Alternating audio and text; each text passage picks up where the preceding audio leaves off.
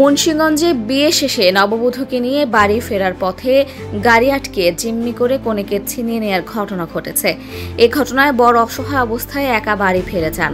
শুক্রবার ২৬ সেপ্টেম্বর বিকেল ৫টার দিকে সদর উপজেলার রামপার ইউনিয়নের সিপাহীপাড়া এলাকায় এ ঘটনা ঘটে। বরপক্ষ স্থানীয় সূত্রে জানা যায়, বিয়ের আনুষ্ঠানিকতা শেষে নববধূকে নিয়ে বরযাত্রীরা ফেরার সময় কয়েকজন মোটরসাইকেল আরোহী গাড়ির গতিরোধ করে। পরে নববধূকে জোরপূর্বক গাড়ি থেকে নামিয়ে নিয়ে যায়। ঘটনাটি মুহূর্তে এলাকা জুড়ে চাঞ্চল্য সৃষ্টি করে।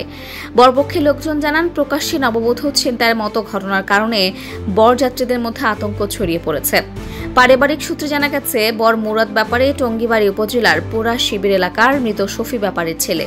কনে সুমাইয়া আক্তার মীর কাদিম পৌরসভার পুকুরপাড় বাসতলা এলাকার মোহাম্মদ সুমনের মেয়ে। প্রায় ৬ মাস আগে তাদের কাবিন সম্পন্ন হয়েছিল।